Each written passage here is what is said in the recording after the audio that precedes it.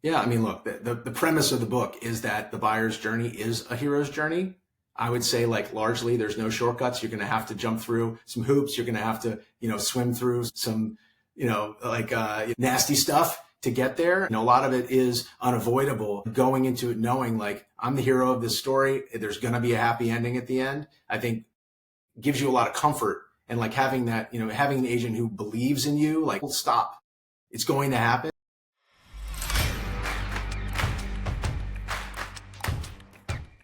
I'm just picturing you like jumping over the robber and like jumping past the person who's jacking your car and like, rolling Yeah, underneath as the going gate's closing and you're getting in, you're rolling underneath, you're safe at home. That's But I funny. got a Yeah, good deal on the real estate.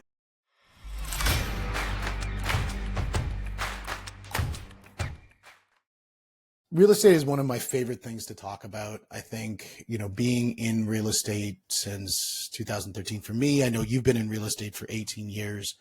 I'm really excited for today's conversation because, there's a lot of similarities between markets, whether it's New York City or LA, but there's a lot of differences. And I'm excited to see sort of some of those differences and unique things that come out of what does real estate look like in New York. And I know a lot of people who don't live in New York have these, ideas that, go and show a house and there's an alligator in the living room or something like that. And so, dude, Scott Harris, welcome to the show, buddy. Thank you, Steve. It's good to be here. So you've been in real estate for 18 years. You probably have seen a lot of different things. I know you work with a lot of buyers in the real estate space in New York. Is New York hot right now? What is New York like? Like, let's just put some perspective. Yeah, well, I joined the company where I am about 18 years ago, and I started a few years before as a rental agent. So by the way, that's something you can do in New York. Mm. The real estate market here, you think of it like a blue chip stock. It rises a little more slowly than other markets, and it falls a little more slowly as well, and it recovers faster. So what we're seeing in this market is there's always an all cash buyer component. People who want to live here, they know it's expensive. It's more expensive than everywhere else. About 60 to 65% of all deals right now in this slightly higher mortgage rate environment are still all cash, which is bananas. I think if a lot of people out there listening will probably, oh my God, this is crazy. So we're less impacted by mortgage rates, and we're sort of less impacted in a lot of ways where people want to be here. They're prime locations. But all of that said, it's definitely for a lot of agents that I talk to, it's been probably their worst year, second worst year. My team happens to be up 70% year over year, which I think is just, we're really grateful for that. We can get into all that, but generally speaking, it's been a slower market, and I expect it next year to start picking up steam, actually. I think the idea of having a market that is all cash is super interesting. And because you're right, it definitely does hedge against some of those changes that happen. I'm sure there's economics if somebody's buying, a $30 million condo and their business is starting seeing a slump, that might, sort of change maybe their perspective, maybe not, I'm not sure. But generally speaking, I mean, that definitely does take the edge off. I like the idea of what you said around that it's a blue chip stock, that it is, as much as it doesn't go up as fast as some of the other markets, it certainly doesn't go down as fast as well. Yeah, I mean, I would add one more thing, Steve, which is like the 4 million and up range, which may be like out of people's even brains in a lot of markets. That market has been so strong throughout the last 2 years since mortgage rates had gone up 2.5 years. But at the same time, people are people. So as the stock market has continued to progress, we do track like, hey, how many $10 million sales are happening in conjunction with stock market going up? It's pretty correlated most of the time. Although if the stock market goes down, you could say, all right, well, people might take money out of the stock market to buy a hard asset. Yes, I think it really does. It's a market that when there's some kind of directionality that people feel good about, they tend to transact. Yeah, I think that's cool. Now, when you look at somebody saying a $4 million purchase, I mean, in Toronto, where I live, that generally would be, you're looking at a single family, maybe about 4,000 square feet, say 4 to 5 bedrooms, moderate sized backyard, maybe a garage with two garage doors, that kind of a thing. What are you looking at in Manhattan with that same budget? It can vary wildly. It can be a 3-bedroom apartment in a brand new building with a terrace. It can be a 4-bedroom apartment on Fifth Avenue that is fully renovated with views, side views of the park, not full views, side views of the park. It can be downtown. It could be a really super incredible view, kind of 2-bedroom. So it depends on where it is in the city, but it doesn't get you a garage necessarily. It certainly doesn't pay for the monthlies for a garage, but it'll get you pretty far. It'll get you a really nice size apartment here. And if you were going to that single family, and I don't even know where they exist in Manhattan, but if you're going for that single family, what's the entry into there? Well, I live in Manhattan, so in fact, I look out my window and I see single family houses. They're here, they're townhouses, so they usually have something on either side of them. They're not standalone houses. They actually, if something needs a lot of work in a decent area, you can start in the 3 to 4 range. Depending if you go to slightly more adventurous areas that are still improving, you could get something in the $2.5 to 3 range, but it needs probably $1.5 million, $2 million, $3 million of work. I love how you use the word adventurous. Sometimes we say up and coming or, soon to be gentrified, but adventurous sounds a lot more fun. That's the word that came to mind. I was like, what is that up and coming phrase? And it just didn't come in my head. No, I'm gonna steal adventurous. I love that. I'm just picturing you like jumping over the robber and like jumping past the person who's jacking your car and like, rolling underneath as the gate's closing and you're getting in, you're rolling underneath, you're safe at home. That's fine. But I got a good deal on the real estate. I don't think you need to be that adventurous, but it is. We're recording this in the morning. Maybe I'm feeling a little frisky. What can I say? I love it. So you've buyers' expectations. I mean, do most people when they go to New York assume that their money is going to go to that? It's always going to be a connected home. It's always going to be a condo. They kind of come into that kind of a mindset when they're buying there, or is it something that you have to kind of do some education? That's where buyers everywhere are the same, right? I mean, now and then you have somebody who comes to you and like, I want to buy in this building. You're going to help me make it happen. But I would say that's more the exception than the rule. Most of the time people are coming to you saying, I have a checklist of some kind. Here it is, Scott, let's talk about it. And then there's an education process and there's a confidence building process, and buyers realize, hey, maybe I don't know exactly what I want. And there I'm being euphemistic on purpose, that people do have to kind of come along on a journey to find out what they really is going to work well for them. And as they're going through that journey, it's always a balance between the qualitative and the quantitative. And so let's talk a little bit about the buyer journey. And, a lot of times I think real estate agents do it wrong in the sense of it's like, how many bedrooms do you want? How many bathrooms? I don't know why counting bathrooms matters, but that's the things that they think about. And then they go out and they're like, look at the pretty countertop. And I know you've got a little bit of a different perspective on that. So let's start to unpackage that as to what, buyers should be looking to do as they start their journey. Yeah, you make a great point, Steve. People flip it in the wrong directions. I'm explaining how I work and how I think people respond in a way that's more productive. Buyers, if you start with all of the nuts and bolts, it's like a shrinking down of people's imagination and frankly, their energy level. I'm a lot of crystals and rainbows and unicorns. And so but at the same time, I think what we've done works really well. But what I would say is if you start with, what are you about? Who are you? Try to get into how do you live? What are you, what is that home? What do you hope it does for you? Asking these sort of expansive questions. And then, yes, we're kind of slipping in with all of the nuts and bolts, because you do have to know at some point, what's the budget? What are the resources? But when you sort of expand that thinking, it makes people relax. It makes people more honest. And then we can start to unpack it together. And I think that people forget that the order of things is important. And so that's kind of where we start. And then it's all along getting people to trust, okay, this guy, this woman that I'm working with, this agent can carry most of the load of making sure that I'm going to be finding things in my price point. And I'm constantly saying, I'm not going to show you properties you can't afford. I'm going to do all the things so that you're ready when it's time to make an offer, that we're fully Boy Scout prepared, right? But focus, buyers, focus on the things that are important to you, that are expansive. And then you're going to have more of an honest reaction to the things that you see. You're just not so So you don't have blinders on in the same way as if you start with the budget. Yeah, I think, Simon Sinek wrote a book called Start With Why. And I think it's a beautiful book. I think the concept just makes so much sense. It's the reason why Apple users are so fanatical about their devices. And, they don't look at the blue, or if it's not a blue text coming back, they're a little bit offended because they're just so passionate about Apple. And so, I think the same thing happens when people go through the journey. And I know your book has been written. It's going to be out in, I think, October. Yes. And it really, starts to really dive into this. Do you want to just talk a little bit about the book, just to kind of preface? Yeah. I mean, let's talk about Apple for a second, and then we'll dive into the book.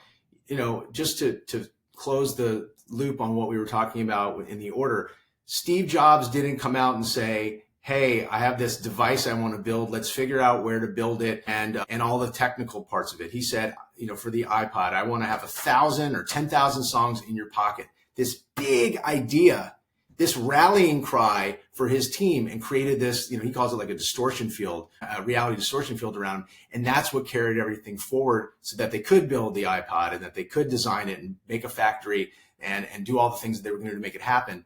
What I've found, and what the book is about, is there's a personal, emotional, even spiritual journey that people take when they go to buy a home that everyone goes through, but no one talks about it publicly.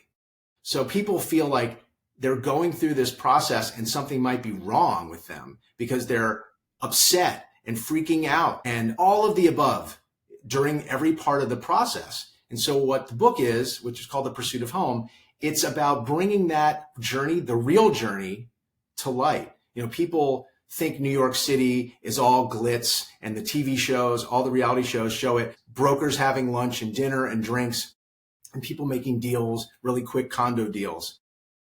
What this book is about is what actually happens both in New York and frankly everywhere that people go through. And my brother just had a baby, and that is a situation where maybe people don't want to tell you some of the things that can go wrong because it's life and death and it's health, and that can be very scary.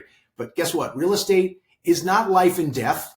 You should know what are the roadblocks, what are the things that people go through so that you can maybe be prepared and also maybe avoid some of them so that you can have a much better experience. And frankly, I go through lots of different ways that you're going to find a home that you love, that in a much more fun way.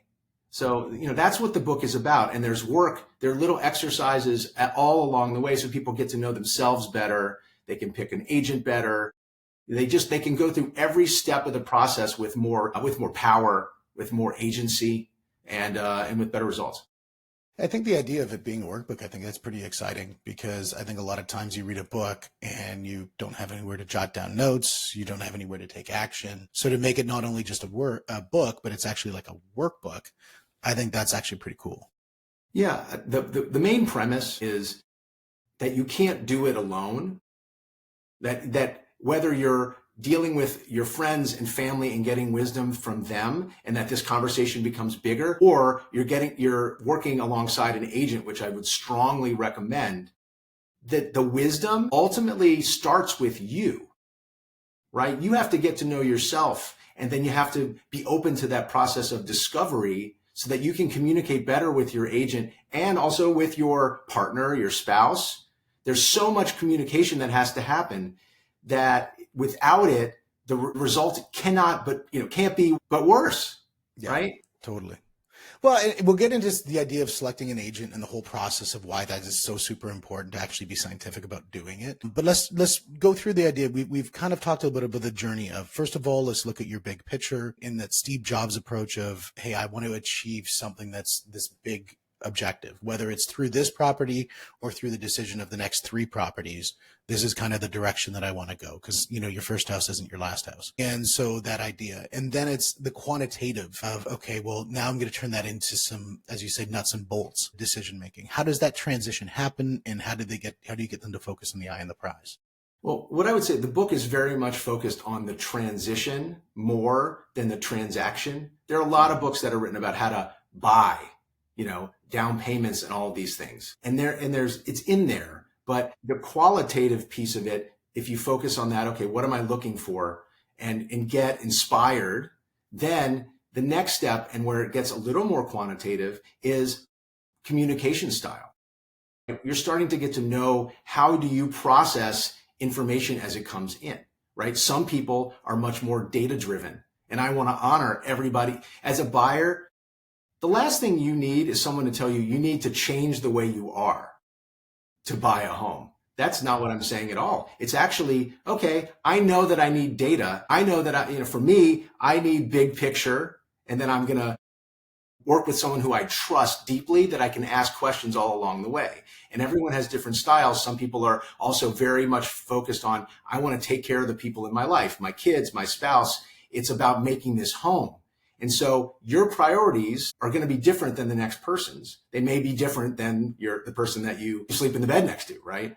So getting to know yourself, in that, we go through a whole exercise so that you can understand what does your agent need to tell you in what order, so that you can stay open. Because if you need big picture and they go into super data, you're going to shut down. You get like glassy eyed.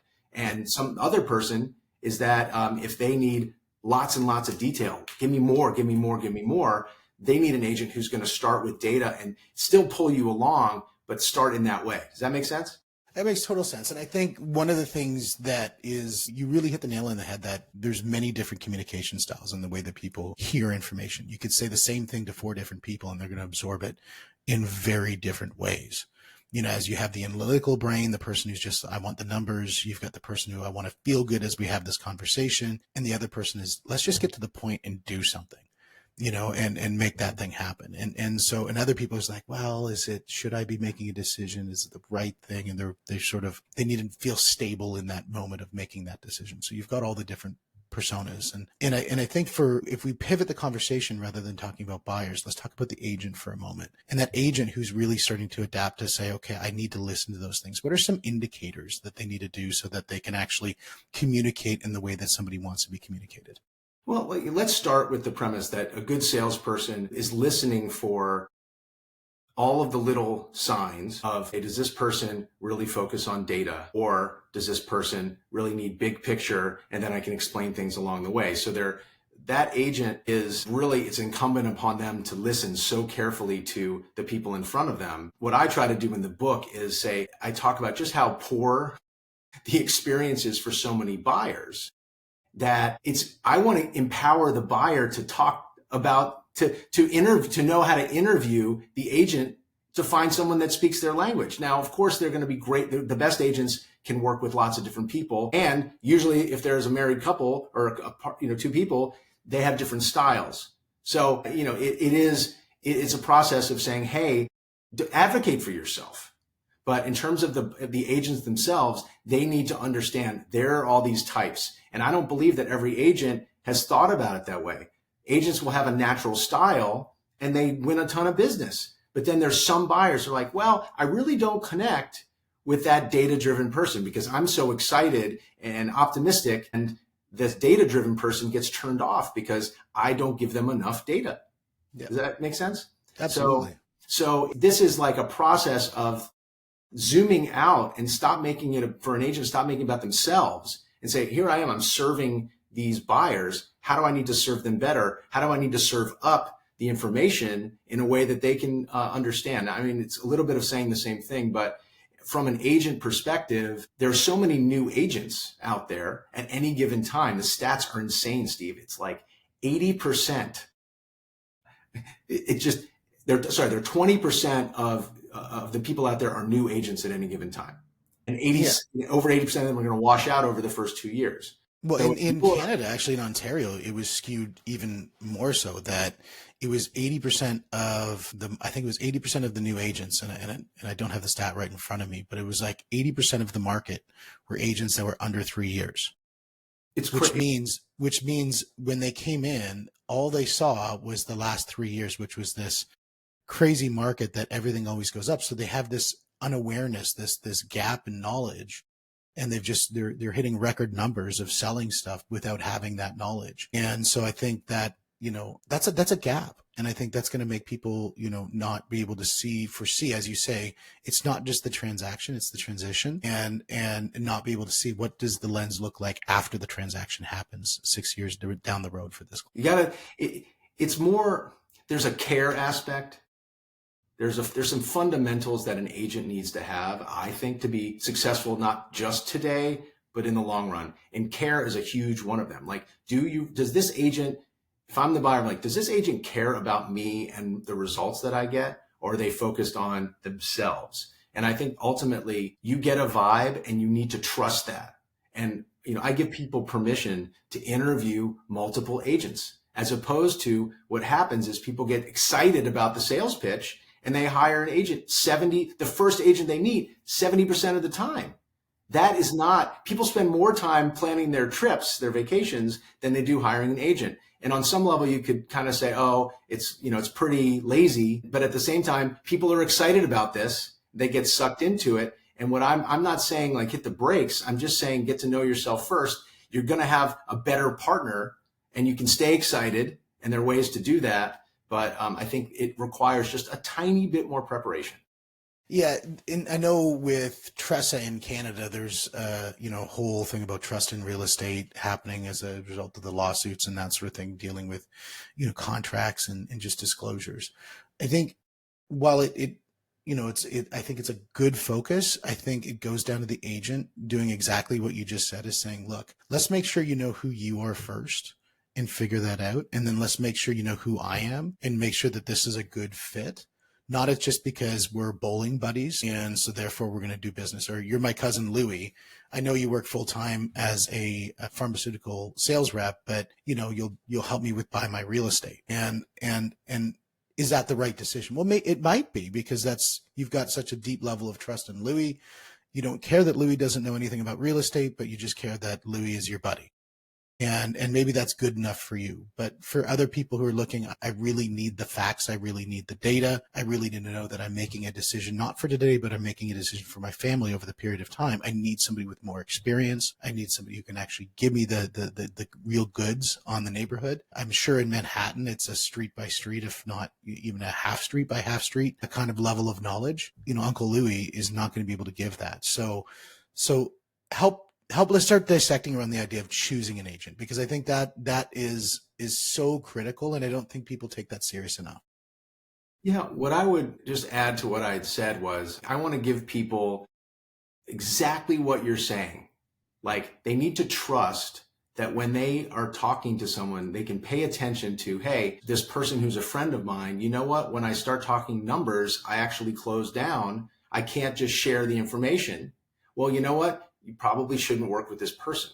Even if it's your close friend, even if it's somebody that you came highly recommended, if you just get the feeling that you can't be completely open communication with them, that's not a good fit. So it's not complicated. It's actually, it's very straightforward. If you feel a good fit with them, and then you start to understand, okay, are they speaking my house language, right? And if they are, so that's kind of a basic. But to your point, yes, like somebody that comes highly recommended, and then you're like, you know what? They're not returning my calls.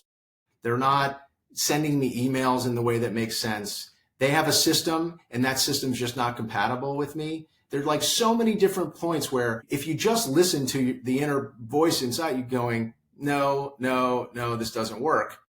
Sometimes people get this feeling they feel badly. Maybe this person came recommended and I don't want to let down my friend.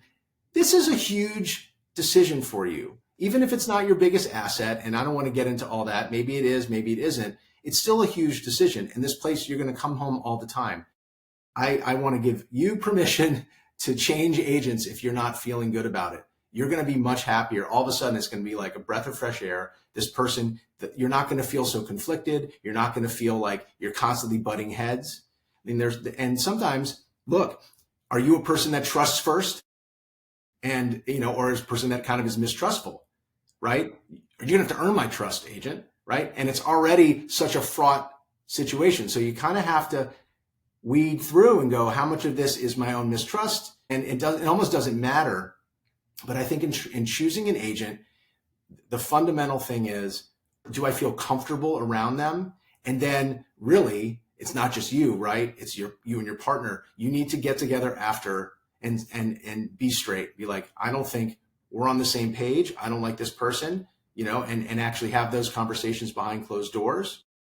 And then look, I think a good agent also will say to buyers, if you're not happy with something, please tell me. You can tell me anything you want. I will not take it personally, even if it's meant to be taken personally. Please tell me if I'm not giving you what you need. I had a buyer a couple of years ago who was like, Scott, you're telling me things are a good building.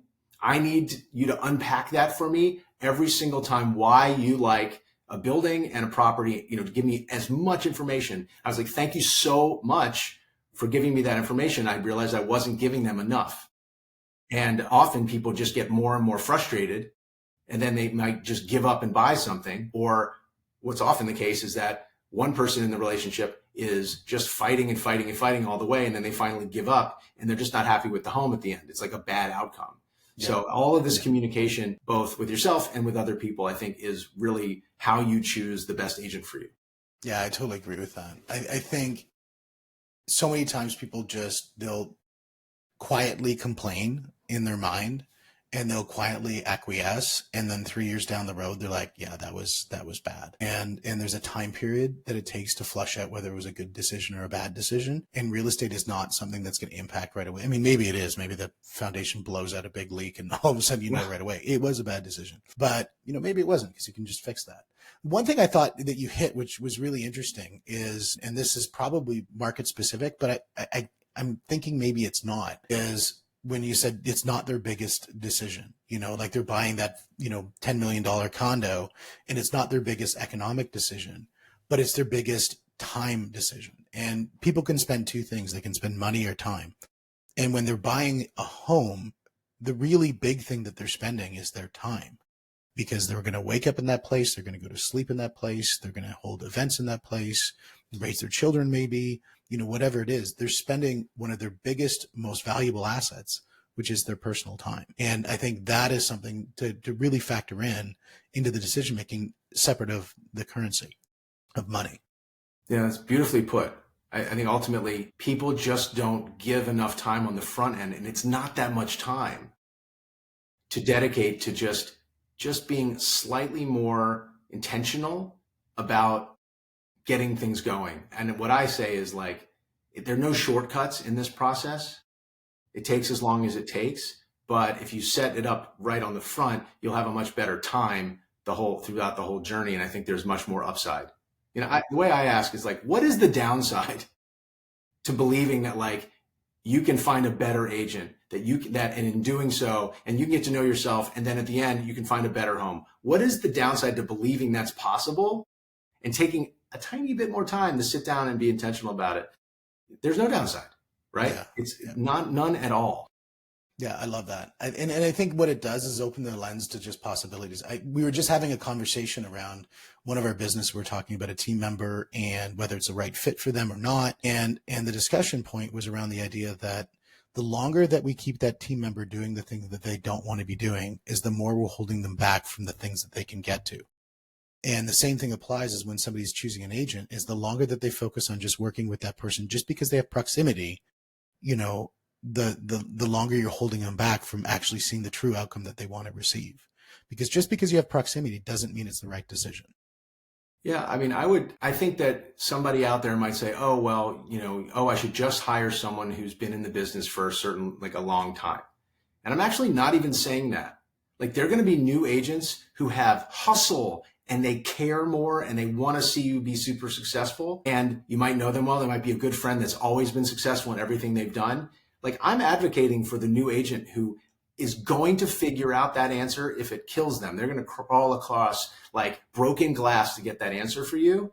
I'd rather you work with that person than the 30-year veteran who's so checked out and so cynical that they don't communicate with you in a way that makes you feel like they care. Yeah. The caveat I would put on that one is that that new agent has a mentor and has somebody who is actually supporting them with the back end knowledge. Because too many times there's new agents that come out and they don't know it. I mean, we see this in our mortgage business all the time, where offers are written up so poorly, there's no protection put in for the client, and it's just because they're a new agent. They're like, well, I didn't know. Well, that's no excuse. And there's a lot of really good teams out there. There's a lot of really good brokerages out there, and a lot of really good training out there. And so, I think, having that young hustle is a beautiful thing to have, as long as they're backed up by somebody as a mentor. Amen. Yeah. I personally believe, and I believe that the real estate market, the mortgage market should be a apprentice style market, that everybody coming into it is required to have a specific amount of time under a senior agent to give them that backing and that knowledge, so that client isn't left with somebody who just graduated and who has no idea, because the courses don't teach them anything about real estate. And so they don't have any real world knowledge. And that real world knowledge, I think, is so critical. So that's my personal belief. I don't know what your thoughts are. Yeah, look, I run a team of 10, and I found that, there are just big blind spots. And so what we're doing is constantly training and helping people, giving people mindset, but then giving people tools again and again and again. And when a new agent or a agent who's a couple years into the business is surrounded with doing $150 million of business, they're surrounded by so much more business than they'd ever see if they were on their own. They can't help but learn by osmosis. So there's apprenticeship, there's direct mentorship. I know that we do training within our team that when I talk to agents who are considering joining, they're like, wow, I'm not getting that. So I think there is an apprenticeship and a training component that really should be much more present. And it is present on the best teams. Yep. Yeah, totally. Totally it is. And I think anybody who looks at, and this is a diatribe from the buyer side, but anybody who looks as a real estate agent who thinks about joining a team and the first thing they do is look at commission splits, their eye's in the wrong spot. Their eye's not in, how do I provide the best service for my clients? And the way that they do that is through leverage, and leverage costs money, which that's where the split comes in. And the leverage that you get from having somebody backing you, whether it's transactional support, whether it's listing or staging support, or just having somebody really knows behind you, that leverage is worth way more than what you pay for, if it's the right fit. Yeah, as people grow their businesses, as solopreneurs, solo agents, like eventually they're going to need to bring on people anyway. A lot of what we're looking for are people who are like right on the edge, who just want to put their business on steroids. And so yes, like, are they going to spend a little bit? Are they going to make a tiny bit less? Yes, but you know what? A little bit less of a lot more is a win. So, I mean, I think there's a value to putting your business on steroids and having systems in place so that you can focus on the thing that you are really good at. Some people are better with buyers. Some people are better with sellers. And some people just, their business development, everyone has like a unique, I tell my agents, you need to bring your whole self to this. You have to integrate it all into what your real estate business looks like, because then you're going to really discover that thing that makes you stand out. We want to support that. We want you to shine. Yeah, I totally agree with that. Now, the opposite of shine is conflict. And I'll put that with a preface, because for me, I love good conflict. I love Brazilian Jiu-Jitsu because I love good conflict. It's a fun thing to do. I'm not afraid of conflict. I think conflict is healthy. A lot of times real estate agents or even clients, they shy away from conflict. How do you promote good, healthy conflict that can happen where you come up with these moments where you have to help somebody think differently? Well, there's so much that I can say about this, so I'm going to try to keep it short.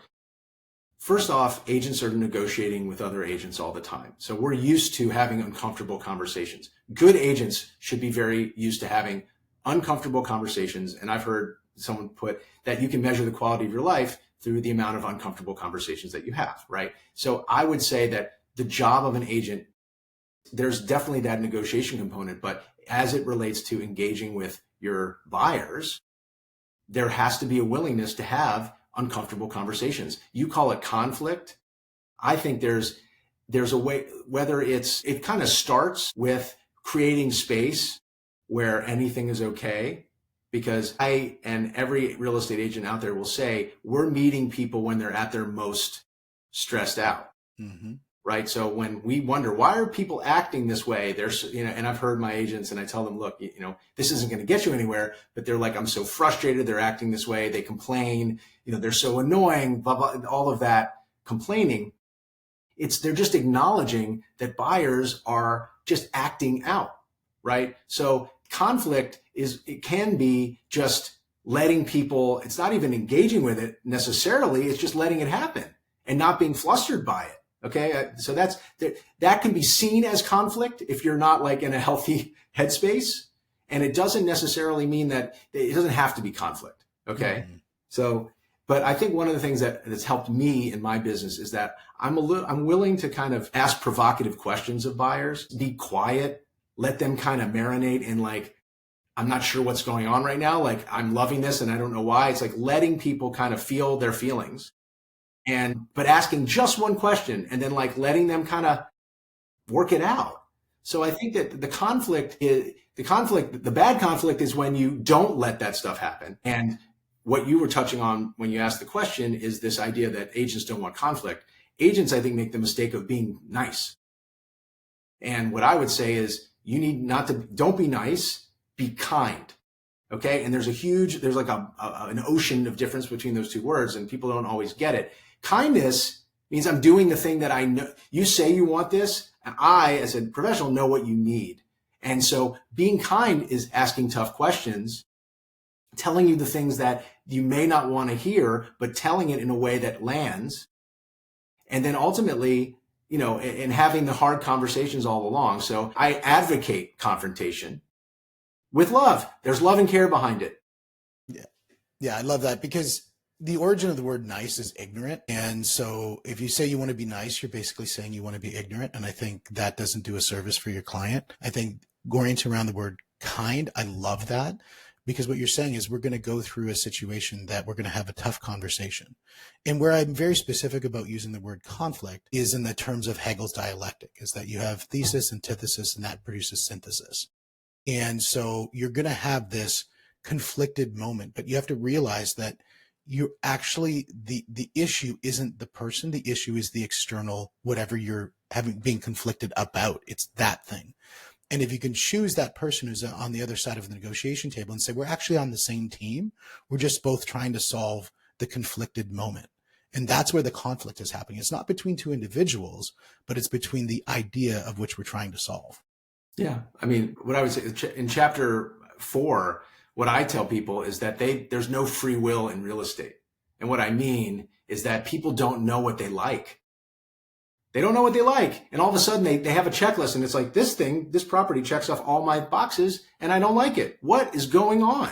And so you have to make room for that. You have to make room for like when people don't know their own minds. And you have to make room when all of a sudden they do find something that they love, like a neck down decision. And then all of a sudden all their issues pop in. So like, yes, you can't look at the reaction that they're having and go, that's them being confrontational with me. It's whatever crazy stuff is going on in their head and in their emotions that they can't control that's coming out. And I'm like, I can take it. I've seen it before. It's going to be okay. And we're going to work it out together. And yes, we're on the same side of the table. We have the same mission. It's your mission, right? Yeah. Yeah. I love the idea of what you just said there, the neck down decision being that emotional reaction and emotional response. And it's funny because no matter whether it's residential or even commercial, I mean, people always say commercial real estate is all about the numbers and there's no emotion. And that's probably because they've never done commercial. Right. And there is emotion. It's just different emotions. Mm-hmm. And that neck down is where the heart is, and that's where the emotions are, but that's also where the hands and the body are. And that's where the action happens, is that things go up to the brain, they get processed. Logically, does it make sense? Then I'm going to throw back down to that neck down decision. And that's where the action's going to come. Yeah. I mean, it's beautifully put.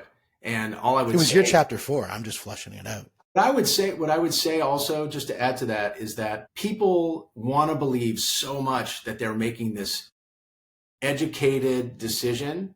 But then what you'll find is, after doing this 20 plus years, people justify the emotional decision with numbers, or they fight the decision with numbers. But ultimately, it's a decision that does happen on some level.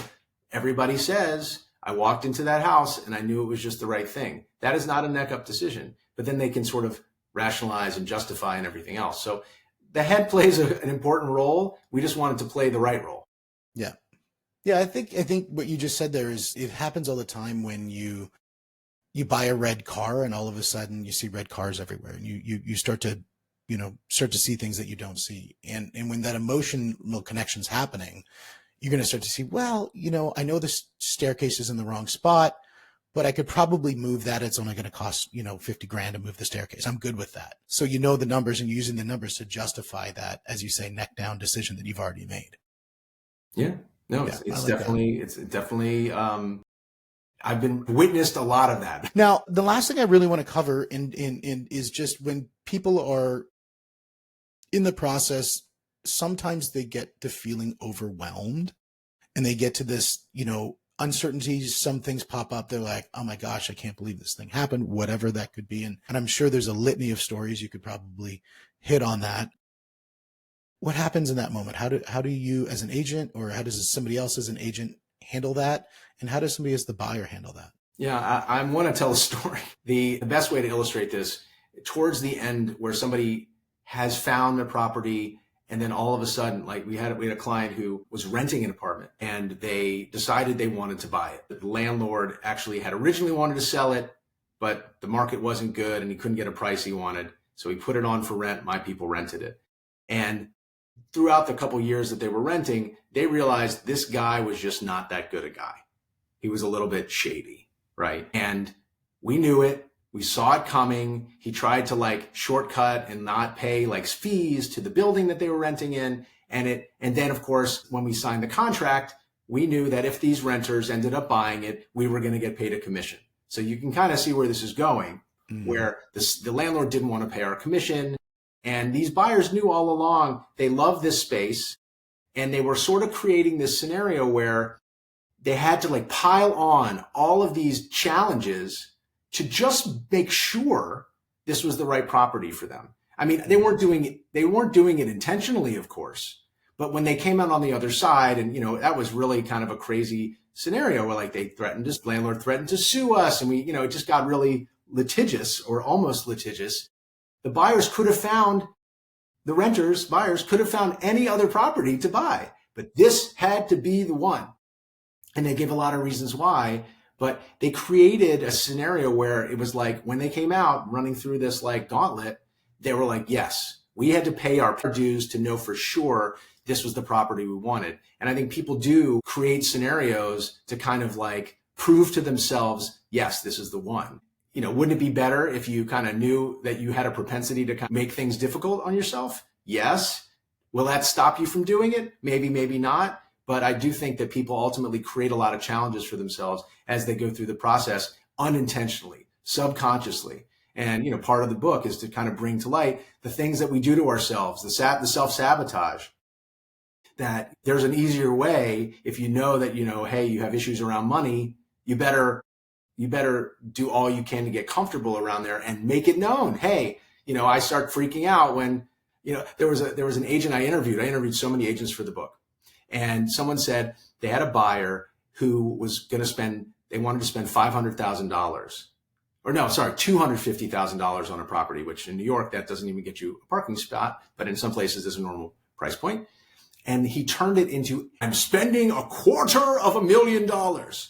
He turned the 250,000 into this massive hobgoblin, like this ogre.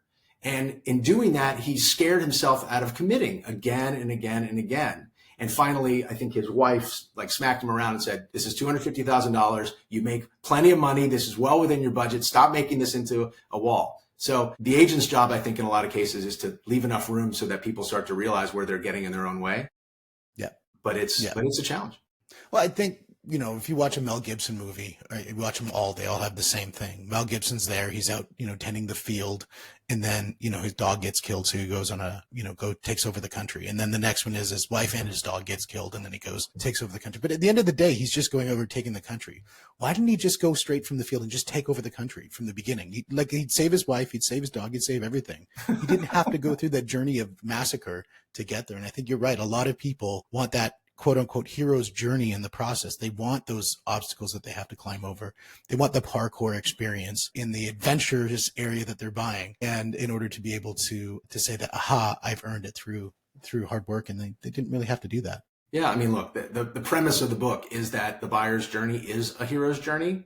I would say like largely there's no shortcuts. You're going to have to jump through some hoops. You're going to have to, swim through some, nasty stuff to get there. A lot of it is unavoidable. Going into it knowing like I'm the hero of this story. There's going to be a happy ending at the end. I think gives you a lot of comfort, and like having that, having an agent who believes in you, like, well, stop, it's going to happen, gives you the courage to go through that journey. Well, I think choosing what type of hero you are, I think, is the big thing. Do you want to be the hero who is the emperor, who's got the general, who's looking after the army, or do you want to be the foot soldier on the battlefield? And that to me goes down to leverage. And I think leverage is one of those very underused words when it comes to real estate. Hiring a real estate agent is just leverage. I mean, as a person going out and buying real estate, you can do it without a real estate agent and be perfectly content, but you're going to do everything. And to be honest, you need to learn so much to get there. It's not just that whatever 6-hour course they teach you to become a real estate agent. It's the years of experience. It's the emotional IQ that you need in order to know how to handle negotiations with yourself and with other people. And if you can find a team that surrounds you, that makes that transaction so much better and then makes that transition so much more of a long-term objective and make that achievable, you do that through having leverage. I mean, I don't do, my own tax filing. I don't do my own, lawn care. I don't do my own stuff because we have people who do that, and that's leverage. In my businesses, we have people who work it. They're called employees, and that creates leverage. That's the same thing as hiring a really good real estate agent. Now, your choice is you can either hire that employee as, well, Bob's just around the corner, I'm going to grab him, or you're going to go out and say, I'm actually going to look and go through due diligence to make sure that's the right decision, because I know the due diligence that comes after that, I want to have the right partner on my team. Yeah, I mean, perfectly put. People don't frame the hiring of agent in that way. And look, I also, of course, I'm a little bit biased, but I've been on the other side of negotiating where, somebody brought a knife to a gunfight. When I represent the other side and you show up without an agent, you're outmatched, my friend. That's just the way it's going to be. And that outcome, you think you're going to make money, but you may make very poor decisions, lots of decisions, maybe not even the financial ones. I'm assuming that you want the space. I'm going to help you make it happen. From the other side, I'm going to negotiate with you. Maybe you overpay. Maybe you get a property that has problems that you don't know about. I mean, it's not a pretty sight. Yeah, and that's where I think having the right representation is so critically important. It's such an underlooked thing. It's just, when agents are treated just as door openers, they know how to operate a lockbox and point at the pretty countertops. That's when you've realized that you don't see the things that actually truly are in front of you.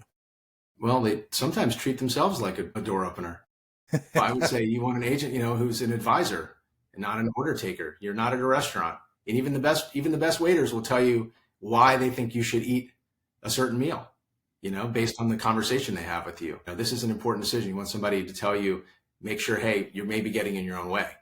And I want to advise you to do this. I want to make recommendations. You do that. And then if you make the decision you want to make, fine, but at least you're informed. It'd be interesting if they changed the terminology around a real estate agent. In Canada, you're required to call yourself a sales representative. But if they change that to real estate advisor, if that would change the persona of, just branding around the idea is that, no, it's not about selling. It's about advising and then educating your client to make a decision. I think that's actually a really interesting concept. Right. You have to call yourself an advisor. That would just change. Like if you just say that again and again and again, how's that over, hundreds of times? How's that going to change the way you think about yourself? Yeah, I think it's brilliant. Yeah, I think that is something that needs to be thought about. I like that. So if it does happen, Scott Harris is the guy who told everybody that this change is happening and is going to elevate the level of professionalism in the industry. So Scott, I'm with you on that one. Awesome. Yeah, let's make it happen. Beautiful. I love it. And speaking of making it happen, guys, if you love what Scott's talking about, harrisresidential.com is where you need to go. I've enjoyed the conversation. We had a conversation before here. The level of professionalism you bring to the industry is paramount, not only in the way that you lead a team, in the time that you spend in the industry, but how you're giving back to people who might never do business with you by producing a book that gives them a roadmap to be able to be successful, no matter if they're in Utah, in Canada, or if they're in New York City, that they can benefit from having a good system and model to be successful in the purchasing of real estate. So I really appreciate you doing that. What's the name of the book again so that people can look it out? I know it's a little lens out to get it. Yeah, they can pre-order it pretty soon, I think, on all the places where you do that. It's called The Pursuit of Home. Pursuit of home. I love it. I love it. Scotty, it's been definitely a pleasure having you on the show. Thank you very much for showing up today and for showing up for your clients and for the industry. Appreciate you. Yeah. Thanks, Steve. I love being here. It was a great conversation. And guys, this is the money, this is the mindset, this is the mentoring podcast, and we will see you on the next one.